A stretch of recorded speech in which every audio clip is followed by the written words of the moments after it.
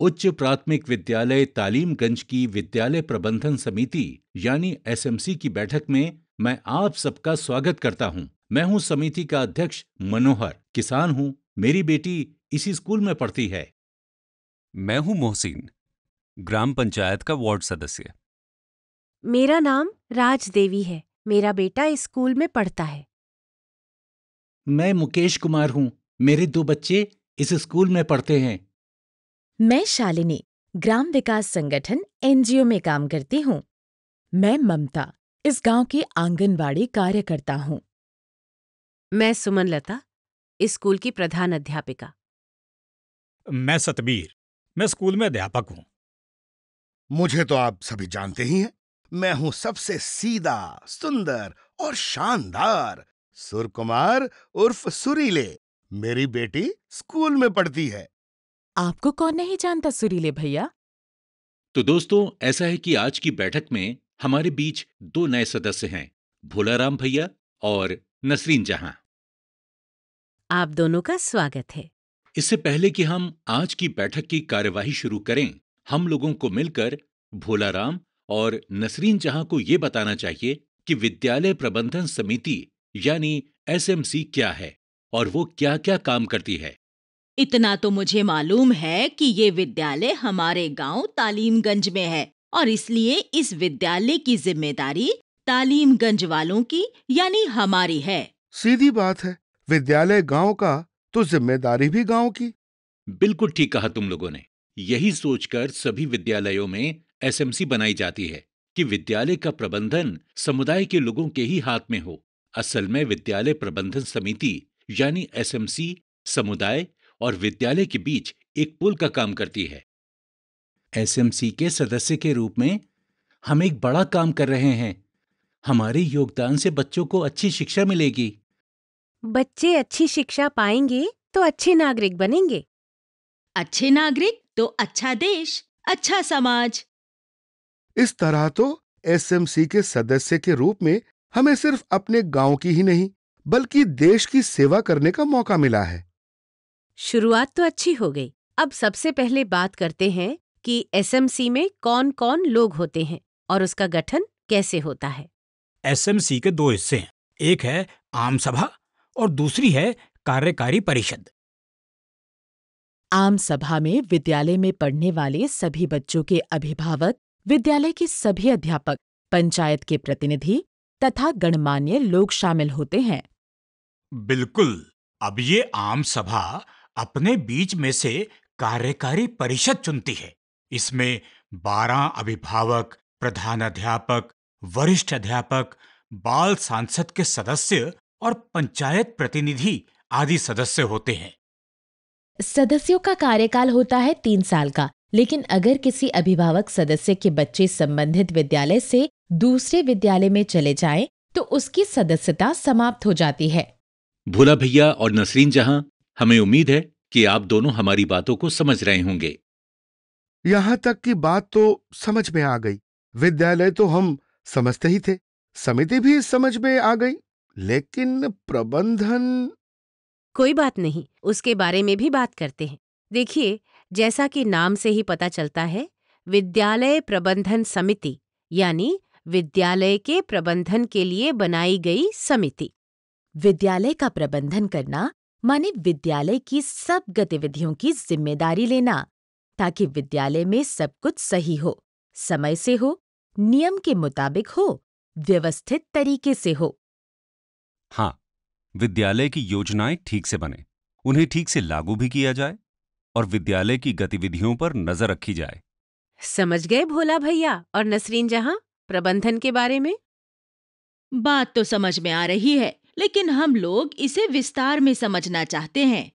अच्छा, तो आप लोगों को लग रहा था कि सिर्फ इतना समझाकर ही आपको छोड़ देंगे। अरे भाई, अभी तो एसएमसी के काम को विस्तार में जानने के लिए हमें सुरीले भाई के 5 स समझने होंगे। 5 स मतलब? सा से शुरू होने वाले 5 शब्द, जैसे कि सा से समिति, सा से सदस्य, सा से समुदाय, वैसे ही सा से शुरू होने वाले 5 शब्द। सुरकुमार सुरीले भाई को तो वैसे भी स से प्रेम है। उन्होंने एसएमसी के सारे कामों और जिम्मेदारियों को 5 स में बांट दिया है। तो फिर भैया बता ही दीजिए ये 5 सा। पहला सा है सीख, दूसरा है सुविधा, तीसरा है स्वास्थ्य और चौथा सा है सुरक्षा। और विद्यालय में ये चारों सा ठीक से लागू हो सकें, इसके लिए है 5वां सा, यानी सुप्रबंधन। इसी में शामिल है सुनियोजन भी। और सा से समिति भी तो है। उसके बारे में तो बात हो ही गई भैया, वो तो पहले से भी पहला स है। तुम्हारे तरीके से कहें तो स्कूल में समुदाय की सहभागिता के लिए समिति। अरे वाह, एसएमसी को तो बहुत से अधिकार मिले हैं। बिल्कुल भोला भैया, लेकिन अधिकारों के साथ साथ जिम्मेदारियां भी जुड़ी हुई हैं। एसएमसी के सदस्य के तौर पर हमारी कई शक्तियां, कई जिम्मेदारियां और कई तरह की जवाबदेही है। अरे सुरीले, तुम तो कह रहे थे कि सभी 5 सा पर गीत बनाओगे। कोई गीत बना कि नहीं? एक नहीं, बहुत से गीत बना लिए हैं मैंने। आज जितनी भी बात होगी, मेरे गीत चलते रहेंगे। अब तक जितनी बात हुई, उसके ऊपर गीत सुनिए। अरे अब सुनाइए भी सुरीले भैया। सीख और सुविधा, स्वास्थ्य सुरक्षा, ये सब देखे समिति हमारी। विद्यालय की हर गतिविधि के सुप्रबंध की जिम्मेदारी। आरटीई में एसएमसी को मिले बहुत अधिकार है, लेकिन अधिकारों के संग आती है जवाबदेही, जिम्मेदारी। अरे वाह, क्या बात है सुरीले भैया। सबसे सरल, सहज, सुंदर और सुरीला, सुरों से सितारे सजा दिया आपने। तो तुम्हें भी मालूम है कि सुरीले से कैसे स करते हुए बात करनी है। दीदी, अब तो ये बात सबको मालूम है। सुरीले ने आगे की बातचीत के लिए माहौल बना दिया है। तो आइए एक एक करके इन सभी 5 स को समझते हैं।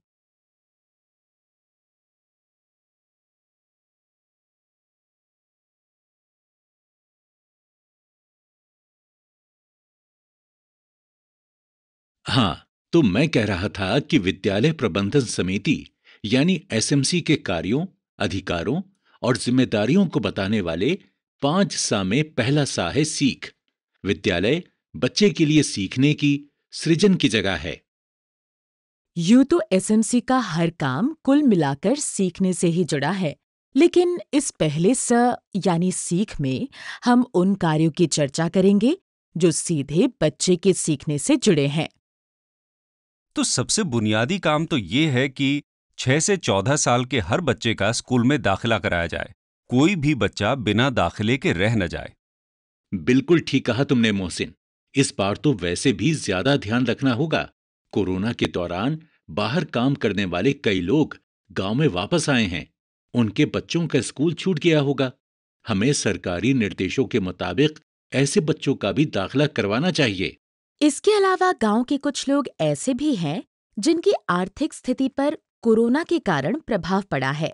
इनमें से कुछ ऐसे भी होंगे जो अब तक अपने बच्चों को प्राइवेट स्कूलों में पढ़ा रहे थे, लेकिन अब शायद ना पढ़ा पाए।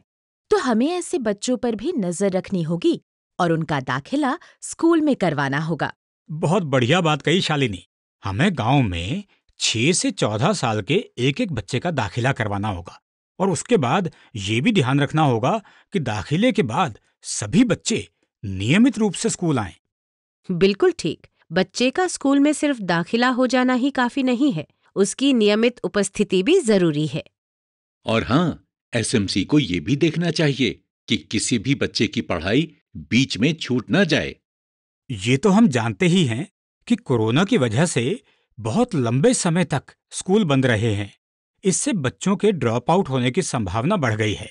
ऐसे में एसएमसी के सदस्यों को हर बच्चे के परिवार तक जाना होगा ताकि एक भी बच्चा ड्रॉप आउट ना हो जाए।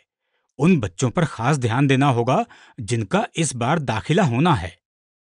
ये तो रही कोरोना की वजह से ड्रॉप आउट की बात। हमें ये भी ध्यान रखना होगा कि बाल विवाह या बाल मजदूरी के कारण भी कुछ बच्चों की पढ़ाई छूट सकती है। बिल्कुल, ये काम तो हमें करना ही है। आप लोगों को याद है कि कैसे पिछले साल ही हम लोगों ने मोहिनी की पढ़ाई छूटने से बचाया था? हाँ, मोहिनी के घर में शादी थी। घर का काम बढ़ा तो मोहिनी का विद्यालय आना बंद हो गया। तब हम जाकर मोहिनी के माता पिता से मिले। बात उनकी समझ में आ गई और मोहिनी फिर से स्कूल आने लगी। और वो राजू की उम्र 9 साल होने वाली थी, लेकिन उसका दाखिला नहीं हो पाया था। हमने उसे विशेष प्रशिक्षण दिलवाया और उम्र के हिसाब से तीसरी कक्षा में उसका दाखिला करवा दिया। ऐसा भी होता है क्या? हाँ, अगर कोई बच्चा ज्यादा उम्र में विद्यालय में प्रवेश लेता है या बीच में ड्रॉप आउट हो जाता है, तो उसे आयु के हिसाब से कक्षा में दाखिल किया जाता है। साथ ही वो दूसरे बच्चों के बराबर आ सके, इसके लिए उसे विशेष प्रशिक्षण भी दिया जाता है। इसी बात पर कुछ हो जाए सुरीले भैया। हो तो जरूर जाएगा, लेकिन ऐसे कहने से हम कुछ नहीं सुना पाएंगे। अरे भूल गए थे भाई, तो स्वर और संगीत के सबसे सीरियस साधक सुरकुमार सुरीले। एक सुंदर सा सुर सजा दो श्रीमान। ये हुई ना बात। लीजिए सुनिए। 6 से 14 साल के हर एक बच्चे का दाखिला कराएं, बीच पढ़ाई छूट न जाए, विद्यालय में नियमित आए। सही आयु पर एडमिशन से जो बच्चे रह जाते हैं, उन बच्चों को उम्र मुताबिक कक्षा में दाखिला दिलाएं। वाह वाह, क्या खूबसूरती से समझाया है तुमने। वो तो है, लेकिन अभी स से सीख की बात पूरी नहीं हुई। ठीक कहा दीदी। हम ये भी देखते हैं कि विद्यालय में बच्चों के अनुपात में पर्याप्त शिक्षक हों और सभी अध्यापक नियमित रूप से समय पर विद्यालय आएं।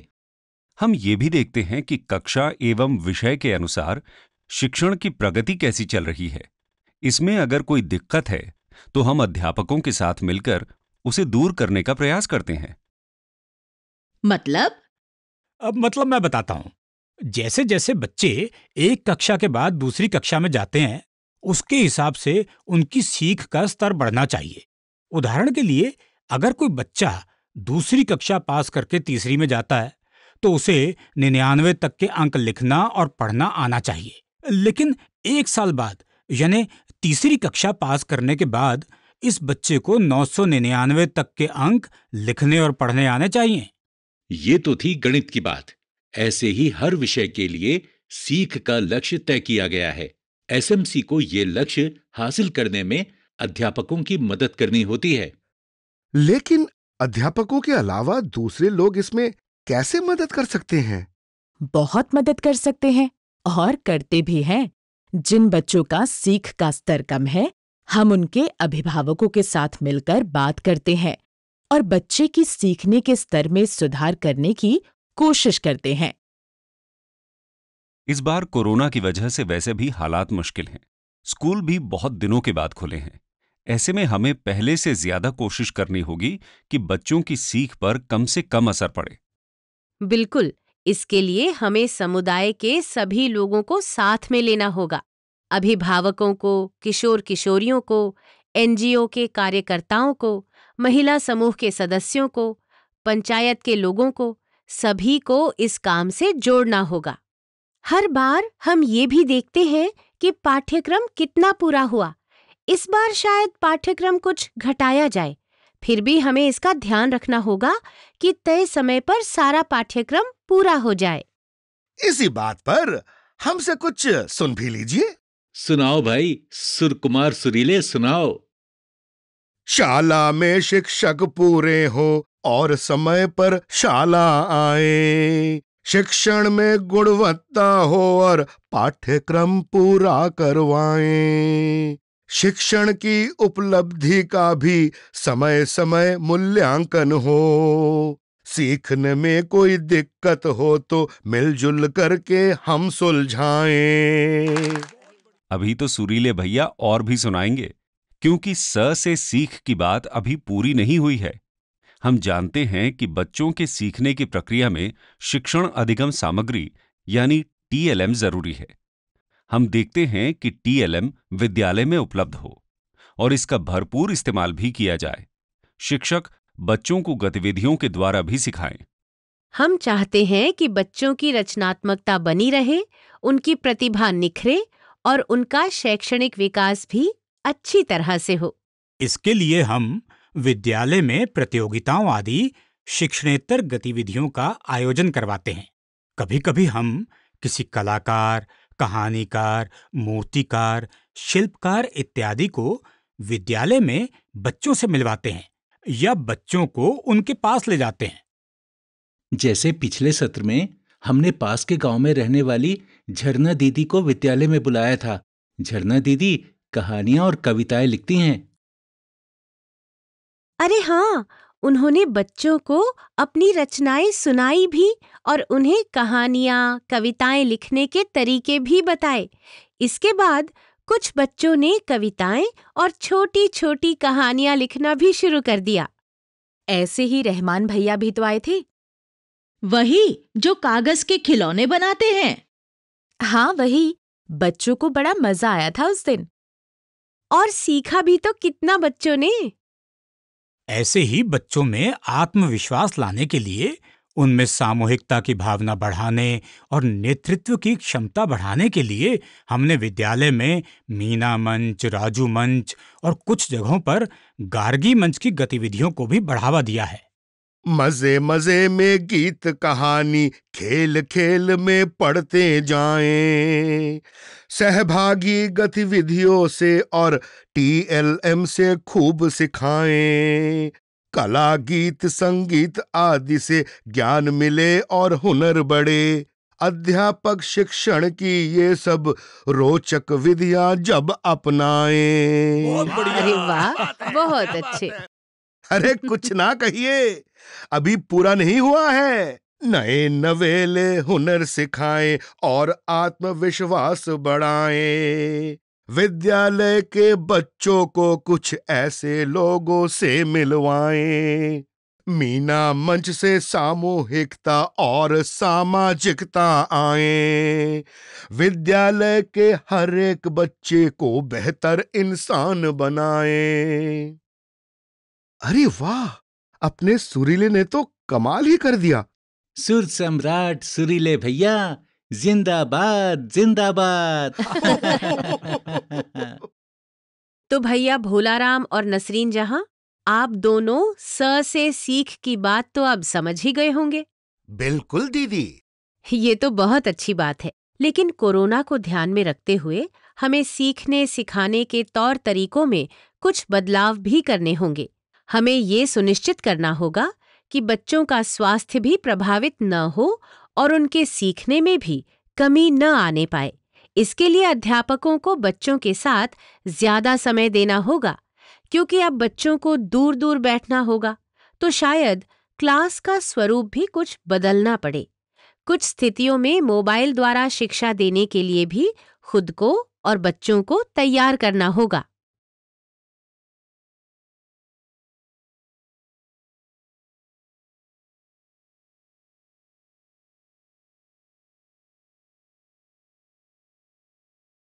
पहला सा यानी सीख तो समझ में आ गया। अगला सा क्या था भाई? इतनी जल्दी भूल गई? अगला स है सुविधा। और सुविधा में ही संरचना यानी निर्माण भी शामिल है, और इसी में शामिल है सामग्री। सुविधा यानी संरचना, सुविधा और सामग्री तीनों। तो सबसे पहले बात संरचना की। संरचना माने निर्माण, टूट फूट की मरम्मत, मेंटेनेंस से जुड़े हुए काम।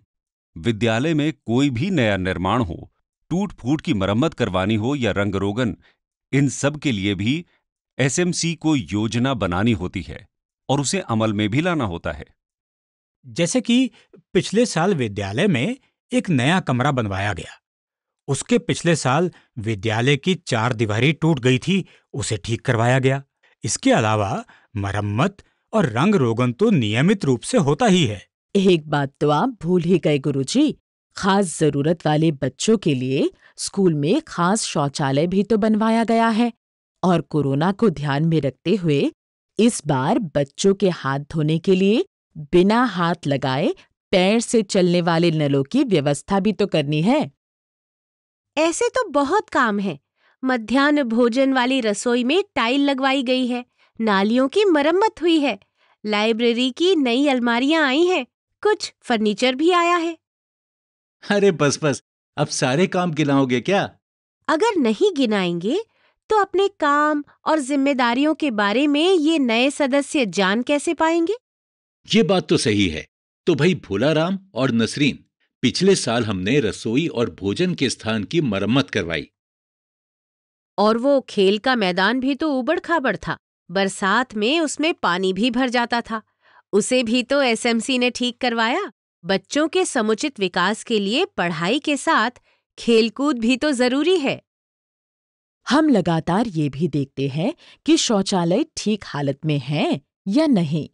इसी तरह बच्चों के बैठने की व्यवस्था, पीने का पानी, बिजली की व्यवस्था, इन सब पर भी ध्यान रखते हैं। इस बार तो कोरोना की वजह से वैसे भी बच्चों के दूर दूर बैठने की व्यवस्था करनी है। हाथ धोने की ऐसी व्यवस्था करनी होगी जिसमें बच्चों को नल पर हाथ न लगाना पड़े। पूरे स्कूल को सैनिटाइज करने की व्यवस्था भी करनी है। बच्चों की मदद से क्यारियां, किचन गार्डन आदि बनवाए। इससे विद्यालय के सौंदर्यीकरण में मदद भी मिली और किचन गार्डन से मिड डे मील के लिए थोड़ी बहुत सब्जियां, धनिया मिर्च वगैरह भी मिलने लगी। सुविधा का ही एक हिस्सा है सामग्री। विद्यालय में कई तरह की सामग्री आती है, जैसे कि शिक्षण अधिगम सामग्री यानी टीएलएम, मध्याह्न भोजन की सामग्री, बच्चों को निःशुल्क वितरित की जाने वाली यूनिफॉर्म, स्कूल बैग और स्टेशनरी, सैनिटरी नैपकिन वगैरह। इस बार तो कोरोना के कारण साफ सफाई के सामान और हाथ धोने के साबुनों की व्यवस्था तो ज्यादा मात्रा में करनी ही पड़ेगी। साथ ही सैनिटाइजर और डिसइंफेक्टेंट, फर्स्ट एड बॉक्स और बिना शरीर पर लगाए शरीर के तापमान की जांच करने वाला थर्मल स्कैनर आदि सामग्री की व्यवस्था भी करनी होगी। एसएमसी को ये देखना होता है कि जरूरत की हर सामग्री सही समय पर और पर्याप्त मात्रा में उपलब्ध हो, उसकी सही तरीके से देखरेख हो और उसका नियम के अनुसार सही इस्तेमाल हो।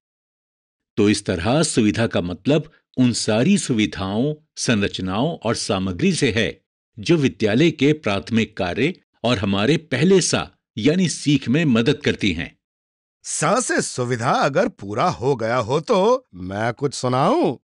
अरे बिल्कुल सुनाओ भाई, तुम्हारे गीत के बिना तो बात पूरी ही नहीं होगी।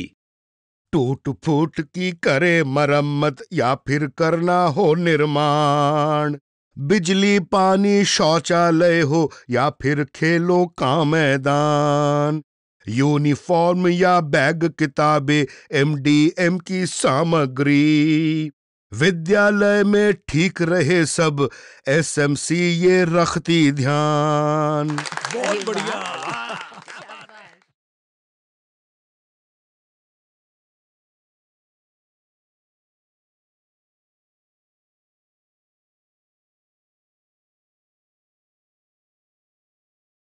सुप्रबंधन का मतलब है स्कूल का अच्छे से प्रबंधन, मैनेजमेंट।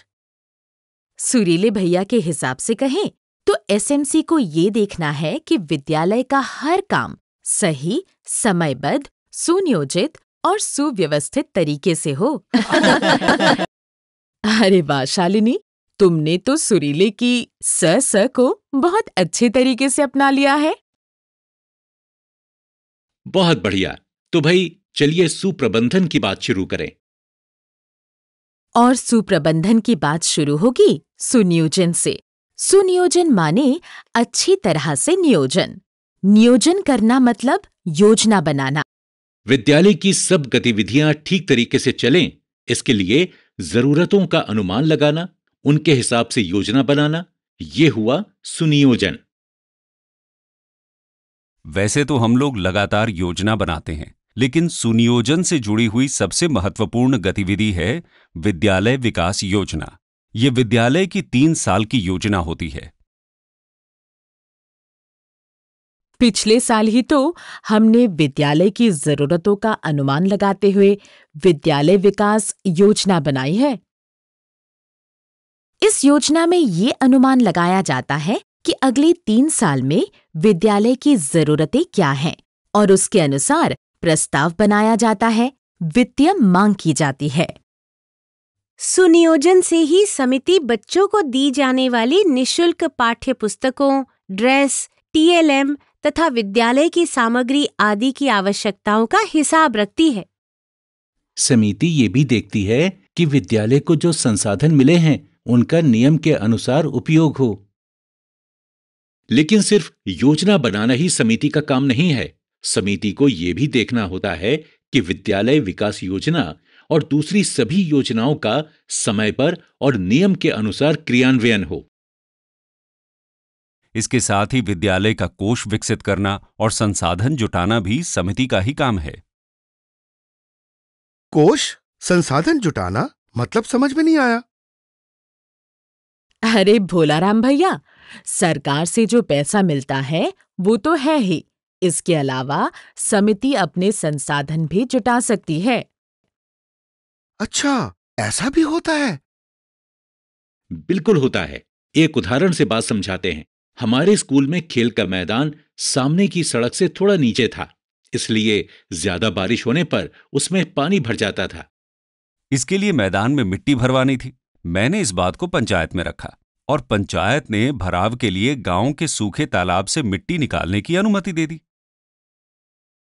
अब सवाल ये था कि मिट्टी को लाद कर तालाब से मैदान तक लाया कैसे जाए?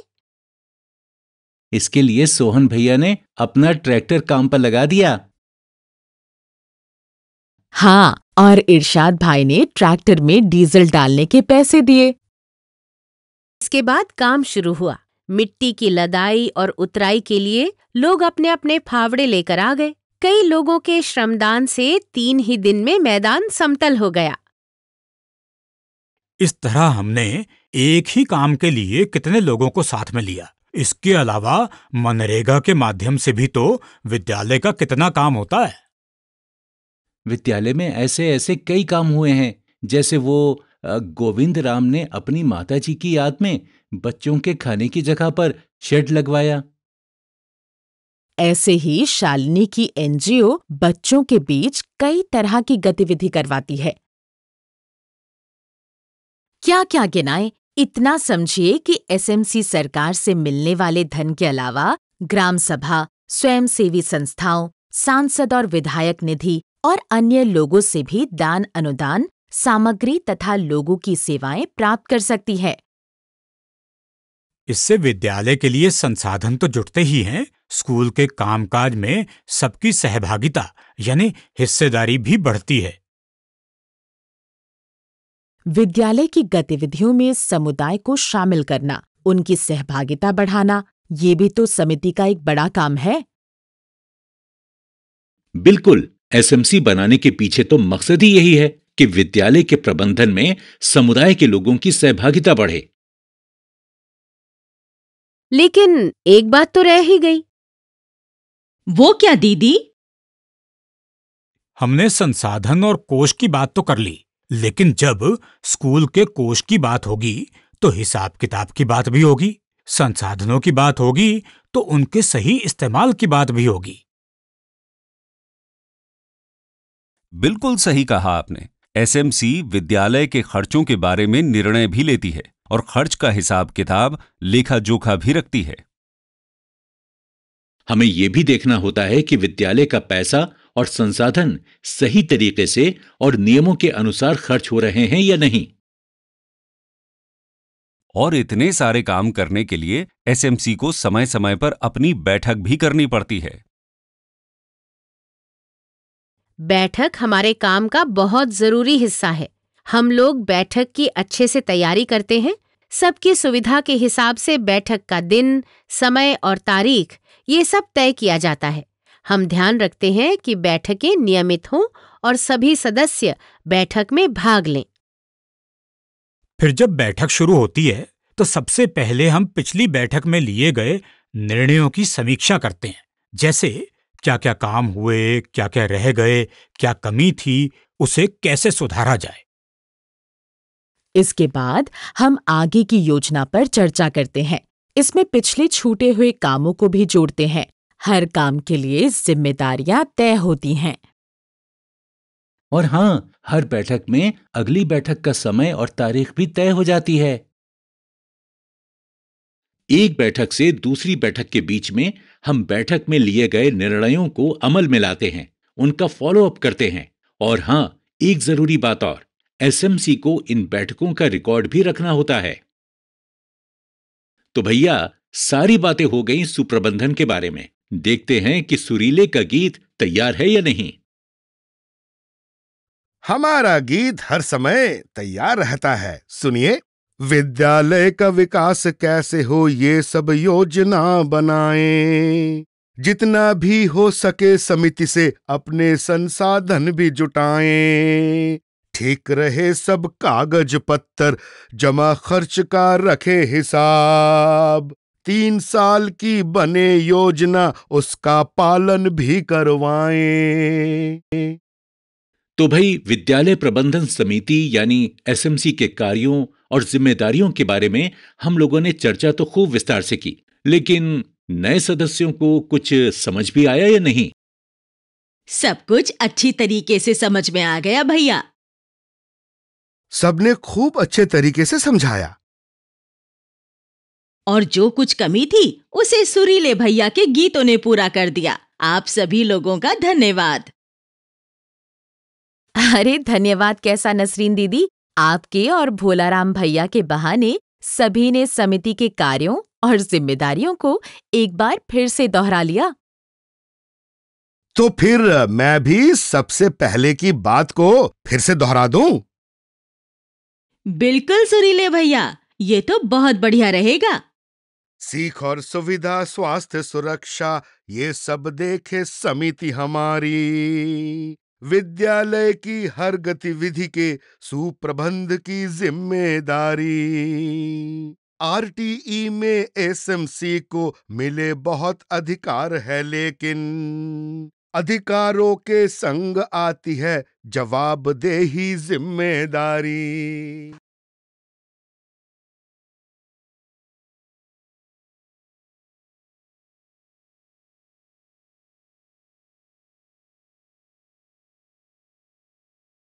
अगला स है स्वास्थ्य। इसी में शामिल हैं सुपोषण भी और स्वच्छता भी। बात भी ठीक है, सुपोषण और स्वच्छता दोनों ही सीधे स्वास्थ्य से जुड़े हुए हैं। इसमें सबसे पहले बात करते हैं स्वच्छता की। हम ध्यान रखते हैं कि स्कूल में लड़के और लड़कियों के लिए अलग अलग शौचालय हों। शौचालय चालू हो, साफ सुथरे हों और उनमें पानी की व्यवस्था भी हो। और हाँ, बच्चे हर बार उनका ही इस्तेमाल करें। अब जब शौच की बात आई तो साबुन की बात भी आएगी। शौच जाने के बाद और मध्याह्न भोजन से पहले सभी बच्चे साबुन और पानी से अच्छी तरह से हाथ धोएं। हम ध्यान रखते हैं कि सब बच्चे साबुन पानी से हाथ धोएं। और हम ये भी ध्यान रखते हैं कि विद्यालय में हाथ धोने के स्थान पर साबुन रखा भी हो, नहीं तो बच्चे हाथ कैसे धोएंगे। एसएमसी को यह भी देखना होता है कि विद्यालय के सभी कक्षों में नियमित सफाई तथा समय समय पर रंगाई पुताई हो, कमरों में हवा और रोशनी उपलब्ध हो, विद्यालय परिसर में पानी जमा न हो, निकासी की समुचित व्यवस्था हो। और इससे भी जरूरी ये है कि बच्चों को व्यक्तिगत साफ सफाई के बारे में और अपने आसपास की साफ सफाई के बारे में बताया जाए। और मिड डे मील बनाते समय स्वच्छता और सुरक्षा पर विशेष ध्यान दिया जाए। तो इसी बात पर हम कुछ सुनाएं?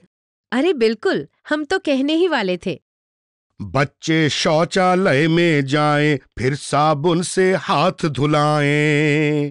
नाली से गंदे पानी को परिसर से बाहर ले जाएं।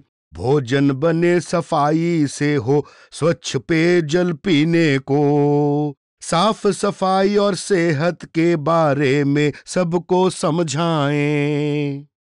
बहुत अच्छे से सारी बात बता दी आपने सुरीले भैया, लेकिन एक जरूरी बात और है।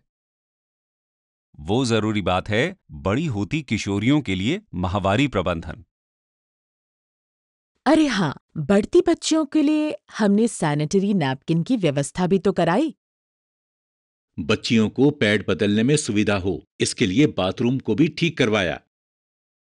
और साथ ही सैनिटरी नैपकिन के निस्तारण की भी उचित व्यवस्था की गई।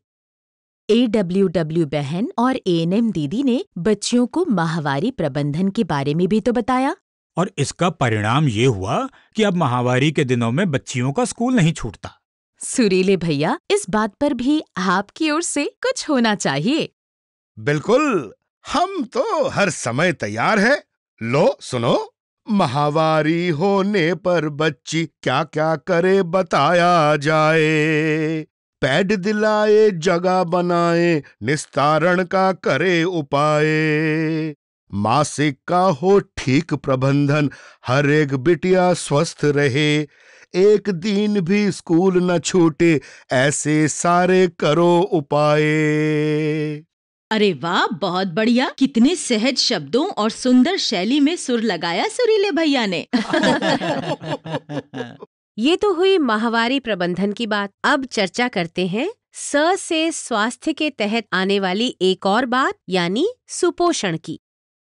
सही बात है, सेहत की बात पोषण के बिना कैसे पूरी हो सकती है? तो हम देखते हैं कि बच्चों को मिलने वाला मध्याह्न भोजन मेन्यू के अनुसार बने, उसे साफ सफाई के साथ बनाया जाए।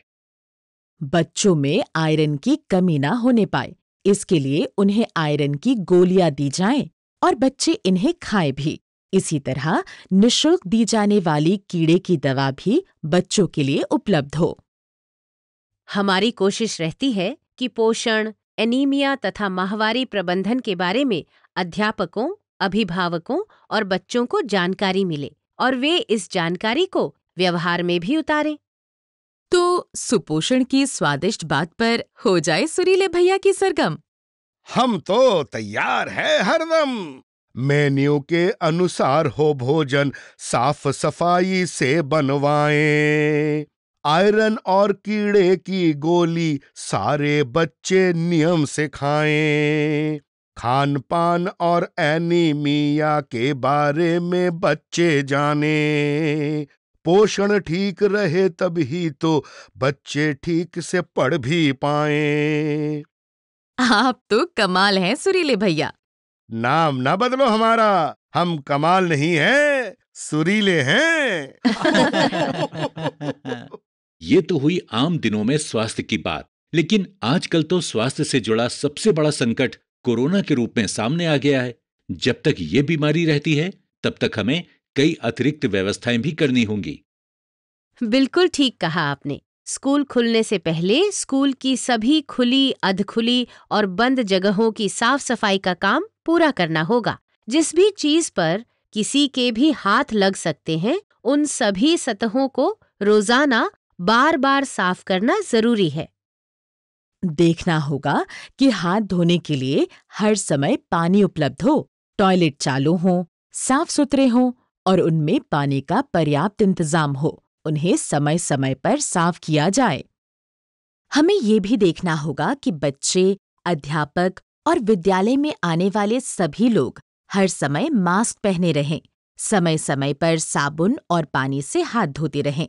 थर्मल स्कैनर से भी सभी बच्चों और अध्यापकों और विद्यालय में आने वाले हर व्यक्ति के शरीर के तापमान की जांच की जाए।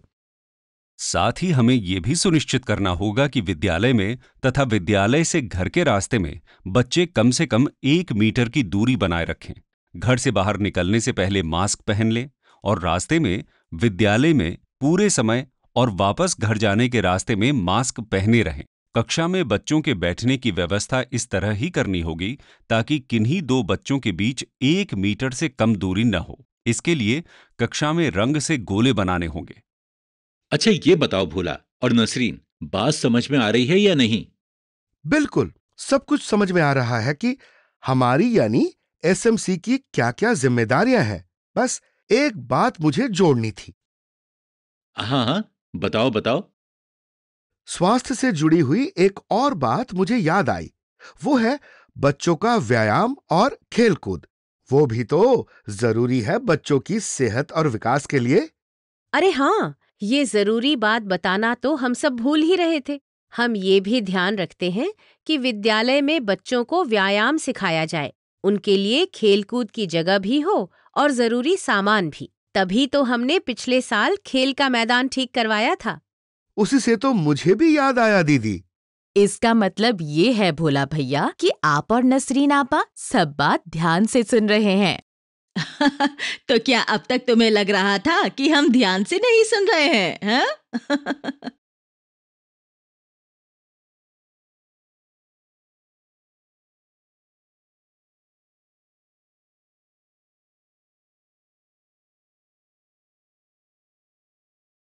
अब हम बात करेंगे सुरक्षा के बारे में।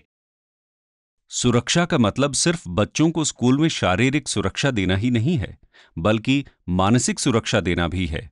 उनकी गरिमा और उनके सम्मान की सुरक्षा करना भी है। उन्हें किसी तरह के भेदभाव, उत्पीड़न या हिंसा से बचाना भी सुरक्षा में आता है। एसएमसी के सदस्य के तौर पर हम चाहते हैं कि किसी भी बच्चे के साथ किसी के भी द्वारा भेदभाव ना हो। भेदभाव मतलब?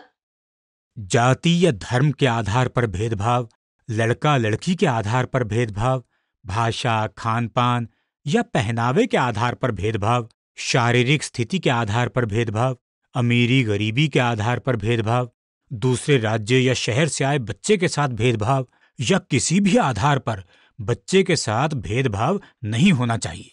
आजकल तो ये भी ध्यान रखना पड़ेगा कि कहीं किसी कोरोना प्रभावित परिवार के बच्चों के साथ भेदभाव ना हो। स्कूल का माहौल ऐसा हो जिसमें हर बच्चे की गरिमा और सम्मान बना रहे। बच्चे को स्कूल में किसी प्रकार की हीन भावना ना हो।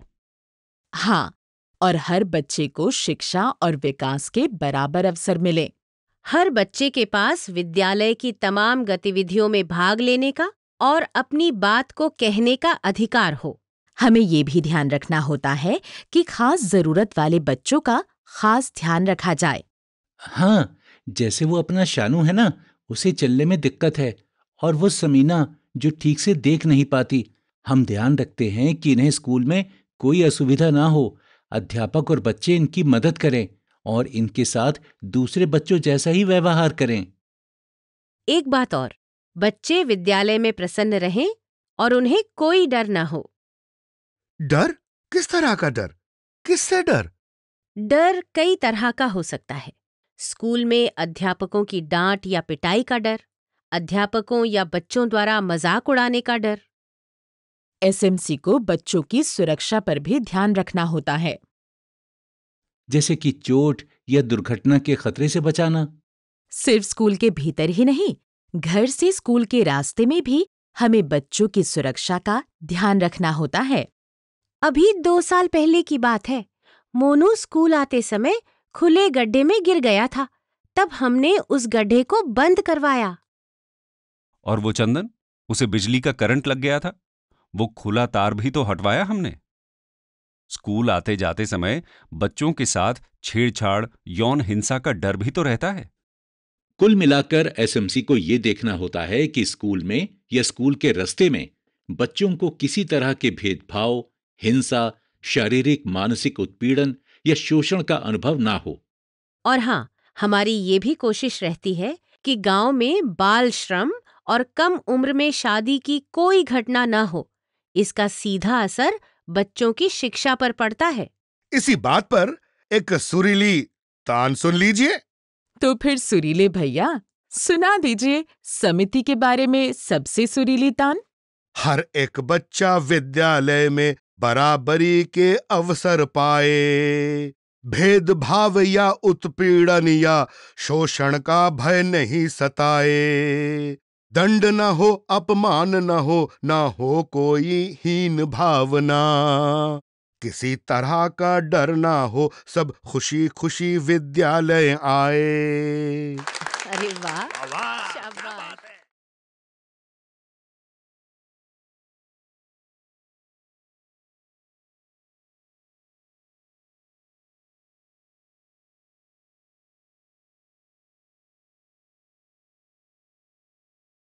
हमारे विद्यालय की विद्यालय प्रबंधन समिति यानी एसएमसी की बैठक में आप सबका स्वागत है। इस बार की बैठक बहुत लंबे समय के बाद हो रही है और कोरोना के संकट के कारण इस बार विद्यालय भी लंबे समय के बाद खुल रहा है। इस कोरोना महामारी ने सब कुछ बदल कर रख दिया है। जब तक कोरोना का संकट बना रहेगा, तब तक हमारे लिए बच्चों को वापस विद्यालय में लाना, शिक्षा को पुनः जारी रखना थोड़ा चुनौतीपूर्ण जरूर है, लेकिन इसके लिए हम डटकर प्रयास करेंगे। हाँ, कोरोना की वजह से अभिभावक भी काफी डरे हुए हैं। वे ऐसे घड़ी में अपने बच्चों को स्कूल नहीं भेजना चाहेंगे। एकदम सही कहा बहन जी। आज की बैठक में हम खासतौर पर इन सब के बारे में बात करेंगे कि कैसे अभिभावकों के बीच से इस डर को दूर किया जाए और स्कूल को पुनः सुचारू रूप से प्रारंभ किया जाए, ताकि बच्चे वापस स्कूल आकर उचित शिक्षा प्राप्त कर सकें। हम हर अभिभावक को ये सूचित करेंगे कि बच्चों को कोरोना से सुरक्षित रखने के लिए स्कूल में पूरी एहतियात बरती जा रही है। हम ये सुनिश्चित करेंगे कि बच्चों का स्वास्थ्य भी प्रभावित ना हो और उनके सीखने में भी कमी ना आने पाए। इसके लिए टीचरों को बच्चों के साथ ज्यादा समय देने की जरूरत पड़ सकती है।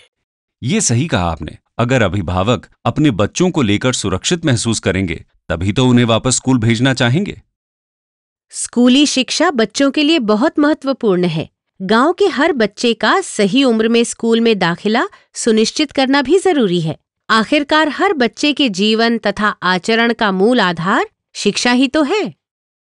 हाँ, बच्चे पढ़ेंगे तभी तो अपने सपने पूरे कर सकेंगे।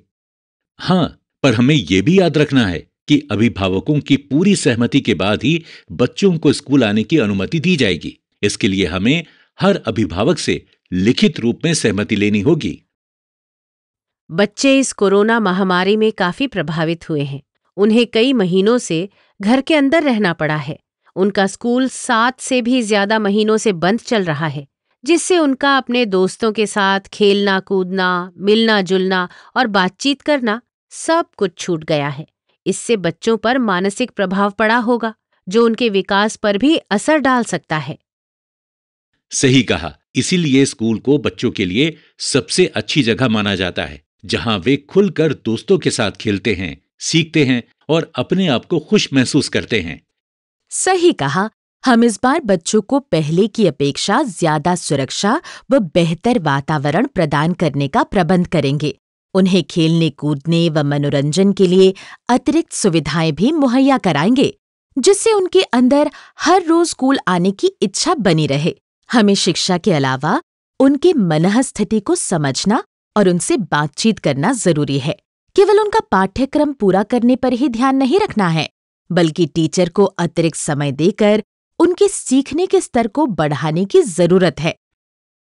केवल टीचर को ही नहीं, बल्कि स्कूल काउंसलर और स्वास्थ्य कार्यकर्ता आदि को बच्चों की भावनात्मक सुरक्षा सुनिश्चित करने के लिए एकजुट होकर काम करने की जरूरत है। बच्चों को सहज बनाने के लिए कक्षा में कुछ योगासनों का अभ्यास भी तो कराया जा सकता है। बच्चों के अलावा शिक्षकों को भी अपने स्वयं के मानसिक तनाव को कम करने के लिए सक्रिय कदम उठाने होंगे। स्कूल में बच्चों का मूल्यांकन अलग अलग तरीकों से भी किया जा सकता है, जैसे कि रोल प्ले, नृत्य कला, प्रश्नोत्तरी प्रतियोगिता, पहेलियां और तरह तरह के खेल और प्रस्तुतियां इत्यादि। इसके साथ ही टीचर को कोविड-19 और संबंधित मिथकों, सामाजिक भेदभाव और आशंकाओं के बारे में सभी बच्चों से बात करनी चाहिए और उन्हें सचेत करना चाहिए। स्कूल बंद होने की वजह से बच्चों के ड्रॉप आउट होने की संभावना भी बढ़ गई है। हमें ये भी सुनिश्चित करना होगा कि कोई भी बच्चा ड्रॉप आउट ना होने पाए। हाँ, इसके अलावा गांव के कुछ लोग ऐसे भी हैं जिनकी आर्थिक स्थिति पर कोरोना के कारण प्रभाव पड़ा है। इनमें से कुछ ऐसे भी होंगे जो अब तक अपने बच्चों को प्राइवेट स्कूलों में पढ़ा रहे थे, लेकिन अब शायद ना पढ़ा पाए। तो हमें ऐसे बच्चों पर भी नजर रख उनका दाखिला स्कूल में करवाना पड़ेगा। बहुत बढ़िया बात कही शालिनी। हमें इस बात की जिम्मेदारी लेनी है कि गांव में 6 से 14 साल का हर एक बच्चा नियमित रूप से वापस स्कूल आए। बिल्कुल ठीक। इसके अलावा जैसा कि हम जानते हैं कि इस लॉकडाउन के दौरान भी बच्चों की ऑनलाइन कक्षाएं चलाई गईं, परंतु कुछ परिवार ऐसे भी थे जिनके बच्चे इससे वंचित रह गए। हमें उन्हें वापस स्कूल आने के बाद उन पर विशेष ध्यान देना है और उनका पाठ्यक्रम अलग से पूरा कराने की कोशिश की जाएगी ताकि वे भी अन्य बच्चों के बराबर आ सकें। बच्चों के दाखिले के बारे में हमें एक और बात याद रखनी है। वो क्या राजदेवी? कोरोना के दौरान बहुत सारे प्रवासी मजदूरों के परिवार गांव में वापस आए हैं। उनके बच्चों का स्कूल छूट गया होगा। उन परिवारों से खासकर बात करेंगे और उनके बच्चों का पुनः दाखिला उचित कक्षा में कराएंगे ताकि उनकी पढ़ाई जारी रखी जा सके। इन सब के साथ ही हमें जरूरतमंद बच्चों जैसे कि बेघर, दिव्यांग और कोविड-19 के कारण मृत या अस्पताल में भर्ती होने वाले परिवार पर भी विशेषकर ध्यान देने की जरूरत है। हाँ, इन सब के अलावा हमें यह भी ध्यान रखना है कि बाल विवाह या बाल मजदूरी के कारण भी कुछ बच्चों की पढ़ाई छूट सकती है। विशेषकर हमें लड़कियों पर ज्यादातर ध्यान देना पड़ेगा और अभिभावकों से चर्चा करनी होगी कि शिक्षा लड़का और लड़की दोनों के लिए जरूरी है। शिक्षकों और माता-पिता व छात्रों के बीच सप्ताह में कम से कम 2 से 3 बार किसी न किसी तरह बातचीत करना बहुत जरूरी है, जिससे बच्चों की घर पर भी सीखने सिखाने की प्रक्रिया जारी रहे। ये तो तुमने बहुत जरूरी बात याद दिलाई। इसके अलावा हम ये भी देखेंगे कि बच्चों को स्कूल से मिलने वाली सभी सुविधाएं नियमित रूप से मिलती रहें, जैसे कि मिड डे मील, छात्रवृत्ति, मुफ्त ड्रेस, किताबें आदि। इन सब के अलावा एक बात और, शिक्षकों और छात्रों को प्रज्ञता दिशा निर्देश का उपयोग करने के बारे में भी बताया जा सकता है ताकि वे डिजिटल और ऑनलाइन शिक्षा के बारे में भी जागरूक हो सकें। और हाँ, साथ ही छात्रों और अभिभावकों को इंटरनेट के माध्यम से दीक्षा ऐप के द्वारा सामग्री के पीछे दिए गए QR कोड की मदद से डाउनलोड किए जाने वाले पाठ्यक्रम सामग्री या पुस्तकों के बारे में भी सूचित करना होगा, जिससे वे आसानी से इसे प्राप्त कर सकें। तो भाई, ये तो रही बच्चों को वापस स्कूल ले आने व उनके दाखिले की बात। लेकिन कोरोना की इस महामारी की स्थिति में बच्चों की सुरक्षा भी हमारी सबसे बड़ी जिम्मेदारी है। जब तक ये बीमारी रहती है, तब तक हमें स्कूल में कई अतिरिक्त व्यवस्थाएं भी करने की जरूरत है। बिल्कुल ठीक कहा आपने। स्कूल खुलने से पहले स्कूल की सभी खुली, अधखुली और बंद जगहों की साफ सफाई का काम पूरा करवाएंगे। जिस भी चीज पर किसी के भी हाथ लग सकते हैं, उन सभी सतहों को रोजाना बार बार साफ करना जरूरी है। हमें ये भी देखना चाहिए कि बच्चे, टीचर और विद्यालय में आने वाले सभी लोग हर समय मास्क पहने रहें, समय समय पर साबुन और पानी से हाथ धोते रहें, थर्मल स्कैनर से सभी बच्चों और टीचरों और विद्यालय में आने वाले हर व्यक्ति के शरीर के तापमान की जांच की जाए।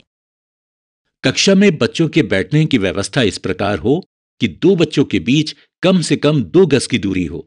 ये दूरी प्रार्थना यानी असेंबली के समय, खेलकूद के समय, लाइब्रेरी में और घर से विद्यालय आने जाने के समय भी बनी रहे।